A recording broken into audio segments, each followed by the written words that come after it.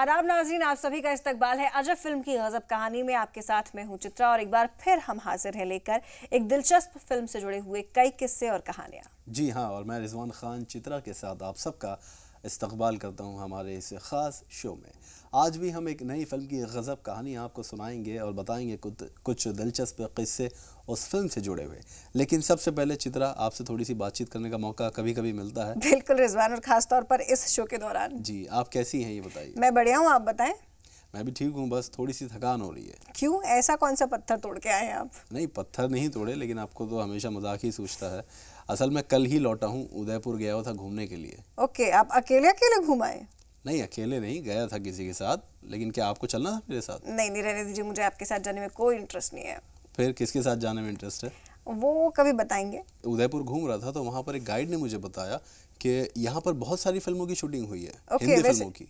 Okay, वैसे मैंने काफ़ी पिक्चर्स देखी हैं, मतलब इंटरनेट पे सर्फिंग के दौरान, और वाकई वहाँ की लोकेशन जो है वो वाकई बहुत ज़्यादा खूबसूरत है। लेकिन ऐसी कोई पर्टिकुलर फिल्म्स की यदि हम बात करें तो कोई आपको जानकारी? ऐसे बहुत सारी फिल्म्स के नाम बताए थे उसने, मुझे याद नहीं आ रहा, लेकिन मैंने भी कुछ फिल्म्स देखी हैं, नई भी है पुरानी भी है। खुदा गवाह की शूटिंग वहाँ पर हुई है। फिर प्रेम रतन धन पायो, एक लव्या फिल्म थी उसकी हुई है, और वो मैंने देखी है। जी, जहाँ तक मुझे याद है मेरी फेवरेट फिल्म है मेरा साया, उसकी भी शूटिंग वहाँ पर हुई है। वो साधना वाली मूवी जिसमें वो गाना है झुमका गिरा रे। बिल्कुल, आपने भी देखी है? मैंने वो फिल्म तो नहीं देखी, लेकिन वो गाना मेरे फेवरेट गानों में से एक है। अच्छा, मैं आपको बता दूं, नाजरीन को भी बताना चाहूँगा कि आज मैं सोच रहा था कि उदयपुर घूम के आया हूँ तो मेरा साया की दिलचस्प कहानी क्यों ना बताएं। बिल्कुल रिजवान, और ख़ास तौर पर उस गाने की बात भी हम करेंगे क्योंकि वो मेरा फेवरेट गाना है। चलिए, उसकी भी बात बाद में करेंगे, लेकिन सबसे पहले आपको बता दें नाजरीन कि आज हम आपको सुनाएंगे फिल्म मेरा साया की दिलचस्प कहानी। बहुत सारे किस्से ऐसे जुड़े हैं इस फिल्म के साथ जो शायद आपको नहीं पता होंगे। तो आइए चित्रा, सबसे पहले कुछ ख़ास बातें बताते हैं। बिल्कुल बिल्कुल रिजवान, तो जानते हैं मेरा साया से जुड़ी कुछ ख़ास बातें।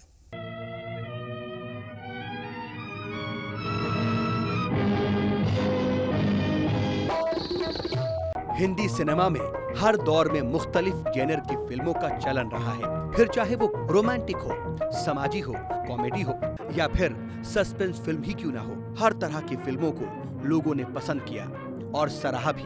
1960 का दौर एक ऐसा दौर था जिसमें सस्पेंस थ्रिलर ने लोगों को काफी मुतासिर किया। यही वजह रही कि उस दहाई में कई फिल्में ऐसी आईं जो कि सस्पेंस थ्रिलर थी, और कमाल की बात ये रही कि इस तरह की फिल्में हिट भी रही और बॉक्स ऑफिस पर अच्छे पैसे भी कमाए। जैसे तीसरी मंजिल, 20 साल बाद, कोहरा, ज्वेल थीफ, इत्तेफाक, गुमनाम, वो कौन थी और मेरा साया।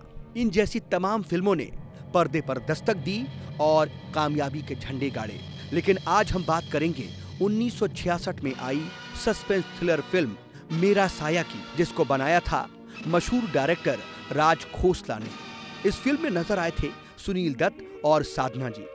ये फिल्म मराठी फिल्म पथलाक का रीमेक थी, जिसे राज खोसला साहब ने वो कौन थी की जबरदस्त कामयाबी के बाद बनाया था। राज खोसला साहब को सस्पेंस फिल्में बनाने का जुनून सा था और इसीलिए उन्होंने वो कौन थी के बाद एक बार फिर से इसी जेनर की फिल्म बनाने का फैसला किया। राज खोसला बड़े बजट की फिल्में बनाने के लिए जाने जाते थे और इस फिल्म को बनाने का उनका फैसला बिल्कुल ठीक रहा, क्योंकि ये फिल्म भी वो कौन थी की तरह कामयाब रही थी और बॉक्स ऑफिस पर हिट साबित हुई।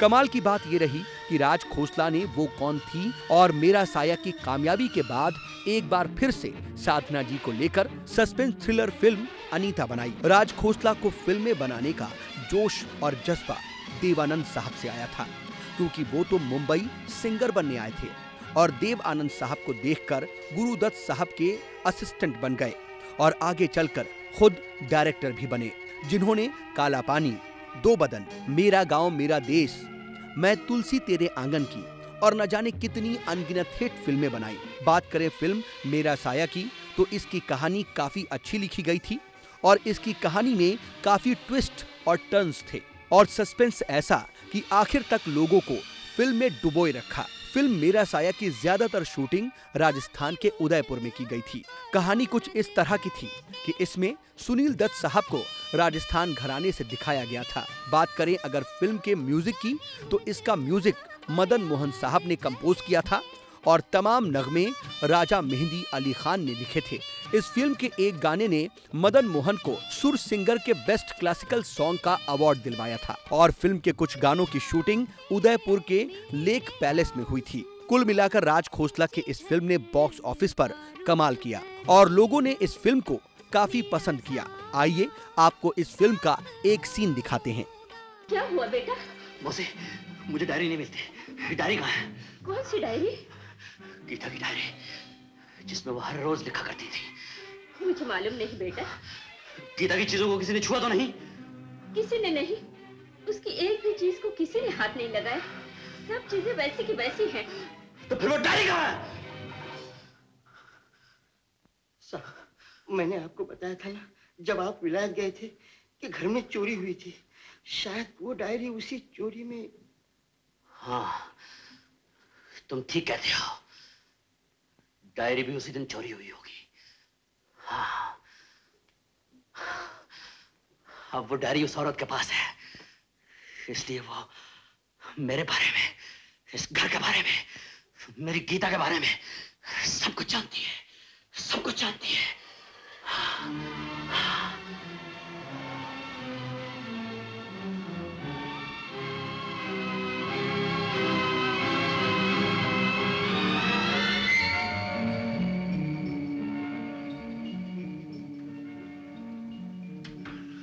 आज हमारी शादी की दूसरी सालगिरह है।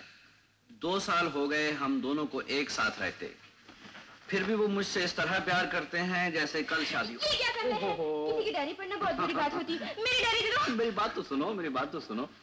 सुनो, तुम भी मेरी, तुम्हारी डायरी भी मेरी, तो अपनी चीज पढ़ने में क्या हर्ज है? नहीं, मुझे मेरी डायरी दे दो। मैं इन बातों में नहीं आने वाली। अच्छा ये बताओ, तुमने ये डायरी लिखना कब से शुरू किया? हाँ, हमेशा से। हमेशा से? तो आज पकड़ी गई। देखते हैं ठाकुर राकेश सिंह के बारे में उसकी बीवी ने क्या लिखा है। तंग मत करो, मुझे मेरी diary. Order, order, order in the court. Sit down. That's better. जाने किस जन्म का पुण्य मेरे आगे आ गया है।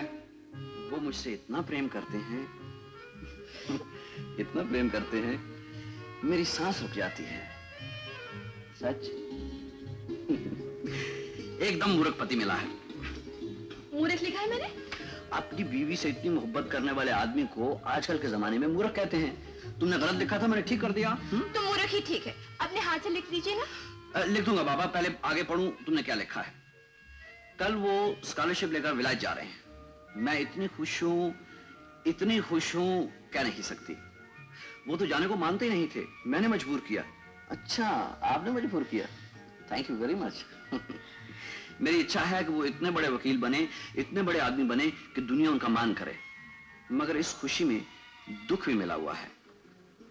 शादी के बाद मैं आज तक कभी उनसे अलग नहीं रही, एक पल के लिए भी नहीं। पूरे 1 साल के बाद मुझसे दूर जा रहे हैं।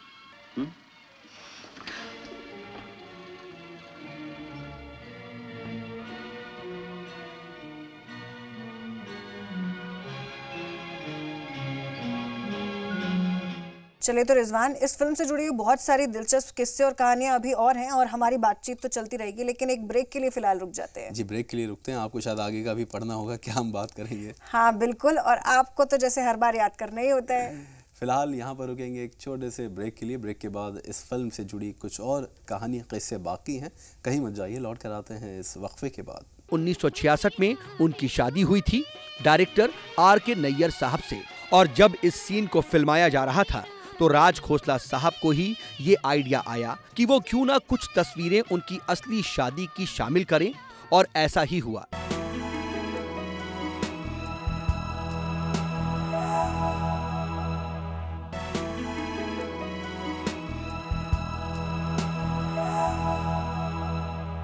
ब्रेक के बाद एक बार फिर आप सभी का इस्तकबाल है अजब फिल्म की गजब कहानी में, और हम लेकर आए हैं चित्रा अपने नाजरीन के लिए मेरा साया की दिलचस्प कहानी और दिलचस्प किस्से आपको हम सुना रहे हैं।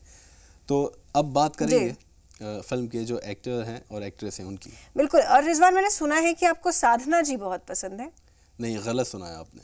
क्यों? क्योंकि मुझे साधना जी नहीं, मुझे पुरानी जितनी भी हीरोइंस हैं सारी पसंद है। क्यों, नई हीरोइंस में कुछ बुराई है? कोई बुराई नहीं है नई हीरोइंस में, बस थोड़े से इनके नखरे ज़्यादा होते हैं आजकल, तो इसलिए मुझे पसंद नहीं है। अच्छा, जैसे आपके भी बहुत नखरे हैं। हाँ, मतलब आपका कहना है कि मेरे भी बहुत नखरे हैं। जी, कहना यानी कि मैं भी, यानी कि फिर मैं भी आपको पसंद नहीं? नहीं, मैंने ऐसा कब कहा, मैंने सिर्फ ये कहा है कि नखरे पसंद नहीं है, लेकिन आप हीरोइन कहाँ हैं? अच्छा, मगर फिर भी आपने कुछ नहीं, मतलब दिल को सुकून रखने के लिए ख्याल अच्छा है, गालिब वाली बात मैं कह सकती हूँ कि एटलीस्ट आपने मुझे हीरोइन से कंपेयर तो कर दिया। तो देखिए, नखरे आपके हैं तो कोई बात नहीं, मुझे थोड़ी उठा रहे हैं, आपके जो लाइफ पार्टनर होंगे वही उठाएंगे आपके नखरे। बिल्कुल, और उस बेचारे के पास तो कोई ऑप्शन भी नहीं होने वाला है। इसका मतलब आप मानती हैं कि आपके बहुत नखरे हैं? ऑब्वियसली सारी लड़कियों के होते हैं, तो मेरे ना हो ऐसा कैसे हो सकता है? चलिए, अच्छी बात है, हम भी किसी के उठाएंगे नखरे। बिल्कुल, या फिर उठा रहे होंगे, हमें क्या पता। चलिए, बहरहाल हम बात करेंगे अब इस फिल्म के जो एक्टर्स थे उनकी, यानी साधना जी की और सुनील दत्त साहब की। जी, बेहतरीन अदाकारी का नमूना पेश किया था साधना जी ने और सुनील दत्त साहब ने इस फिल्म में। तो आइए कुछ ख़ास बातें हम जानते हैं इस फिल्म से जुड़ी हुई साधना जी के बारे में और सुनील दत्त साहब के बारे में। सुनील दत्त साहब का कैरेक्टर बेहतरीन कैरेक्टर था। इस फिल्म में वो एक राजस्थान घराने के ठाकुर बने थे और इसीलिए फिल्म की ज्यादातर शूटिंग राजस्थान में ही हुई थी। उन्होंने अपने किरदार के साथ पूरी ईमानदारी से बेहतर तरीके से उसे निभाया। सुनील दत्त साहब ने हालांकि इस तरह के संजीदा किरदार या इमोशनल कैरेक्टर ज्यादा नहीं प्ले किए थे, लेकिन इस फिल्म में तो शुरुआत में उनका पूरा कैरेक्टर इमोशनल था, यादों में खोए रहना और चुपचाप बैठे रहना। लेकिन उनकी एक्टिंग देखकर कोई भी शख्स उनके किरदार में खो जाएगा। और बात करें इस फिल्म के लीड एक्टर के बारे में, तो इस फिल्म में सुनील दत्त साहब के साथ नजर आई थी साधना जी। मशहूर अदाकारा साधना ने अपने करियर में कई हिट फिल्मों में काम किया था। अलग अलग जेनर की फिल्में करने के लिए वो जानी जाती थी, लेकिन एक जेनर ऐसा था जिसमें साधना जी ने सबसे ज्यादा काम किया था और वो सस्पेंस थ्रिलर था। 1964 में आई वो कौन थी, 1966 में मेरा साया और 1967 में अनीता जैसी सस्पेंस फिल्म में काम किया। इन तीनों सस्पेंस फिल्मों की कमाल की बात ये थी कि ये सभी फिल्में राज खोसला साहब ने ही डायरेक्ट की थी। साधना जी ने इस फिल्म में 2 कैरेक्टर प्ले किए, एक तो सुनील दत्त साहब की बीवी और दूसरी गांव की लड़की। पहली बार ऐसा हुआ कि उनको इस तरह का कैरेक्टर मिला था। कैरेक्टर मुश्किल तो था, लेकिन उन्होंने बखूबी निभाया। राज खोसला साहब को उन पर ही भरोसा था कि इस तरह के सस्पेंस कैरेक्टर्स को वो ही प्ले कर सकेंगी, क्योंकि इससे पहले भी साधना जी फिल्म वो कौन थी में बेहतरीन अदाकारी कर चुकी थी। इससे हटकर राज खोसला साहब और साधना जी के बीच बहुत अच्छी दोस्ती भी थी। वो बिल्कुल उनके फैमिली फ्रेंड थे और राज खोसला की फेवरेट एक्ट्रेस में थी साधना जी। इस फिल्म की शूटिंग का कुछ हिस्सा चूंकि साधना जी की शादी के बाद भी फिल्माया गया था, तो अक्सर राज खोसला उनके घर खाने की दावत पर भी जाते रहते थे, क्योंकि साधना जी के ससुर R.K. नैयर साहब भी डायरेक्टर थे और राज खोसला के दोस्त थे। इस फिल्म की शूटिंग के बीच ही साधना जी की शादी हो गई थी और शादी के बाद का एक और किस्सा है जो कि इस फिल्म के साथ जुड़ा हुआ है।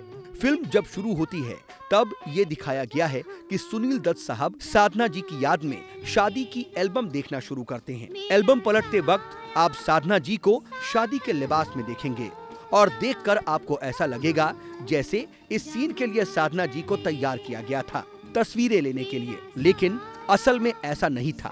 वो दरअसल साधना जी की असली शादी की तस्वीरें थी। उसी साल 1966 में उनकी शादी हुई थी डायरेक्टर R.K. नैयर साहब से, और जब इस सीन को फिल्माया जा रहा था तो राज खोसला साहब को ही ये आइडिया आया कि वो क्यों ना कुछ तस्वीरें उनकी असली शादी की शामिल करें, और ऐसा ही हुआ। ये जो तस्वीरें आप देख रहे हैं ये साधना जी की R.K. नैयर साहब के साथ शादी की असली तस्वीरें हैं, जो कि इस एल्बम में इस सीन के लिए डाली गई थी।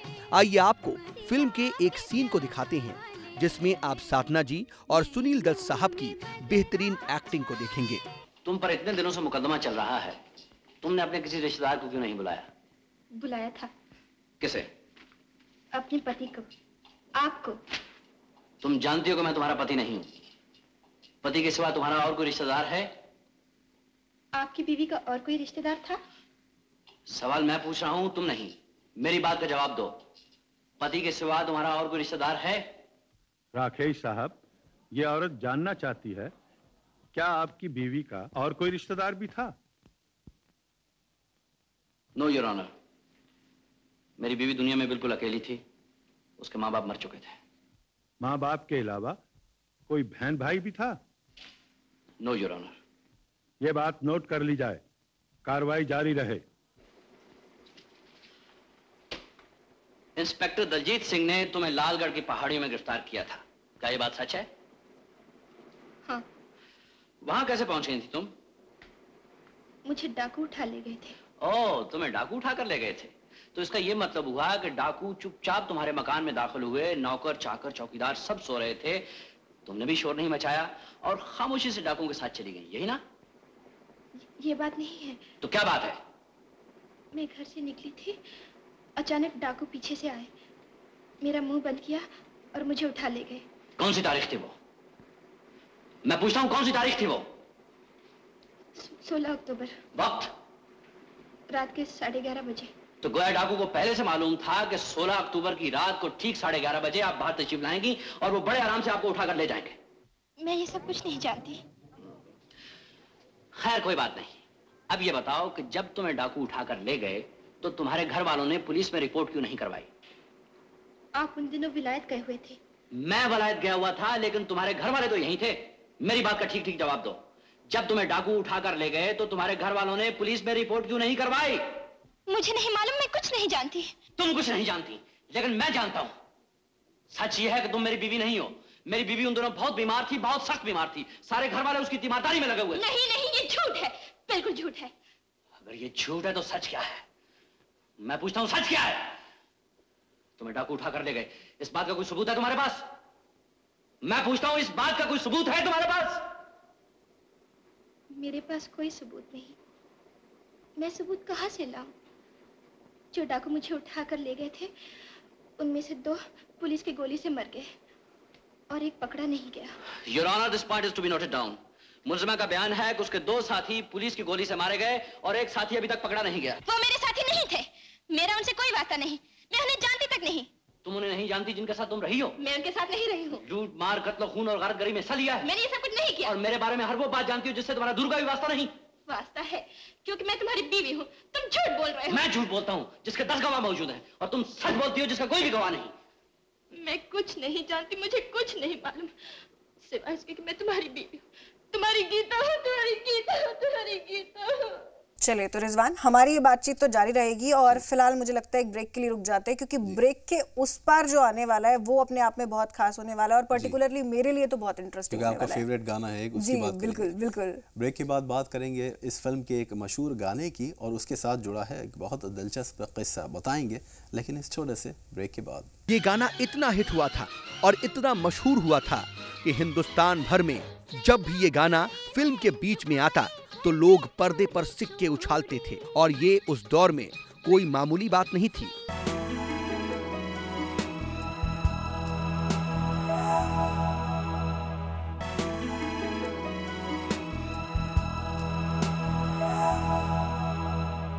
ब्रेक के बाद एक बार फिर आप सभी का इस्तकबाल है अजब फिल्म की गजब कहानी में, और आज हम बात कर रहे हैं फिल्म मेरा साया की।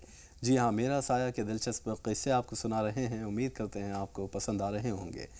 चित्रा, अब बात करेंगे आपके फेवरेट गाने की। बिल्कुल, जिसके लिए मैं सबसे ज़्यादा एक्साइटेड हूँ। मतलब मैंने सुना है कि इस फिल्म की सबसे खास बातों में यदि जिक्र किया जाए तो इस गाने के लिए पर्टिकुलरली बहुत सारी स्टोरीज है और मुझे लगता है कि इस नाजरीन को भी वो स्टोरीज नहीं पता होंगी। जी बिल्कुल नहीं पता होंगी। हम बात करेंगे इस वक्त जो इनका और मेरा भी और आप सबको भी बहुत पसंद होगा, आशा जी की आवाज़ में गाना है झुमका गिरा रे बरेली के बाजार में। आपको पता है बरेली के बाजार में झुमका गिरा रे ये गाना क्यों बना था? नहीं रिजवान, मगर मुझे ये पता है कि बरेली के झुमके ज़रूर फेमस हैं। जी, बरेली के झुमके, सही कहा आपने, आपको यानी बहुत कुछ पता है। बरेली के झुमके बहुत मशहूर हैं और इसलिए गाना भी बहुत मशहूर हुआ था। बरेली शहर को हिंदुस्तान में नहीं बल्कि दुनिया भर में मशहूर कर दिया था इस गाने ने। तो सारी बातें वैसे मैं नहीं चाहता कि मैं बता दूं कुछ बातें। बिल्कुल रिजवान, ऐसे तो आप सारा सस्पेंस खत्म कर देंगे। चलिए हम जानते हैं और नाजरीन को बताते हैं इस गाने से जुड़े हुए कुछ दिलचस्प किस्से।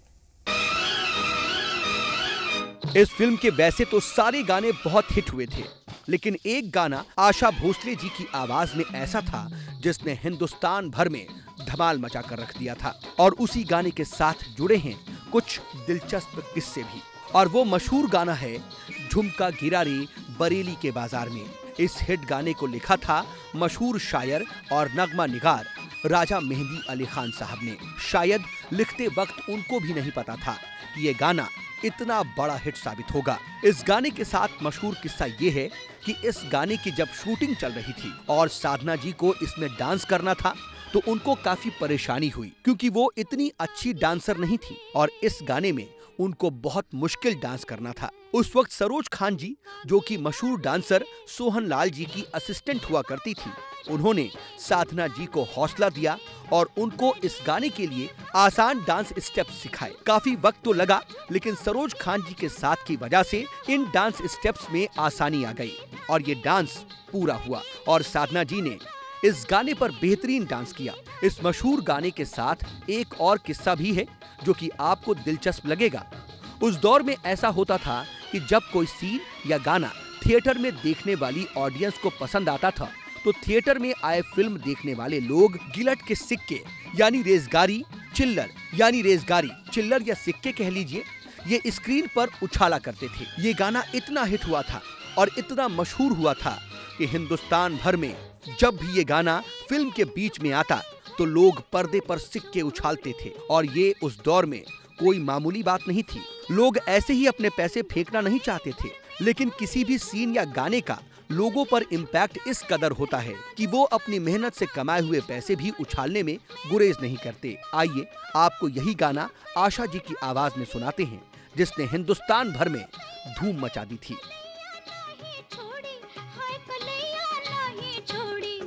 फिर क्या हुआ? फिर झुमका गिरा रे, हम दोनों की तकरार में झुमका गिरा रे, बरेली के बाजार में झुमका गिरा रे।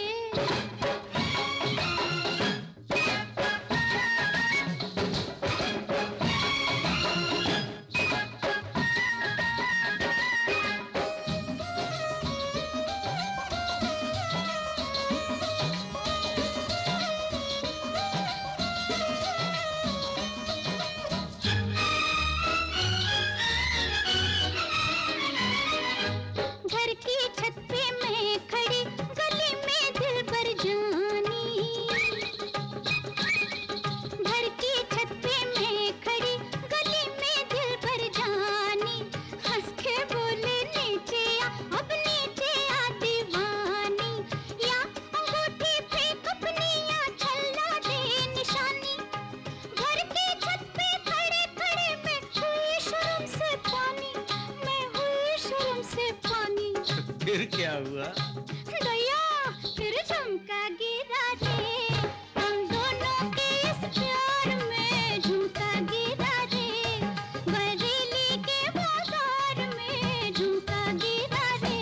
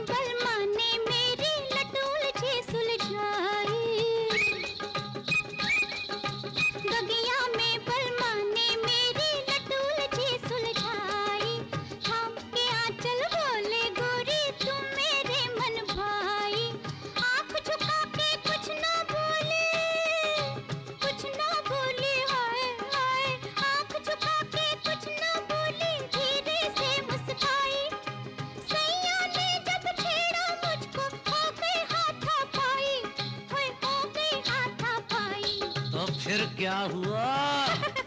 फिर झुमका गिरा रे, मैं क्या बोलूं बेकार में झुमका गिरा रे, बरेली के बाजार में झुमका। चलिए तो रिजवान, इस गाने के बाद कुछ और चीज में इंटरेस्ट आए चाहे ना आए, मुझे लगता है कि मैं तो सबसे ज्यादा अब कुछ चाहती हूँ तो वो ये है कि जल्दी से मैं बरेली जाऊँ और ढेर सारे झुमके वहां से लेके आऊँ। चलिए, आपको जाने की जरूरत नहीं, आप वैसे उदयपुर जाइए घूमने के लिए, बहुत खूबसूरत है। मैं बरेली जाकर आपके लिए झुमके ले आऊंगा। Okay, thank you so much. फिर उससे अच्छा तो कुछ हो नहीं सकता है। तो आपके साथ मैं बहुत सारे और भी लाऊंगा ना। आहा। चलिए, फिलहाल अब वक्त है इजाजत लेने का। बिल्कुल। अगले शुमारे में आपसे हम फिर मुलाकात करेंगे, एक नई फिल्म की गजब कहानी हम आपके लिए लेकर आएंगे। तब तक के लिए दीजिए इजाजत। आदाब। आदाब।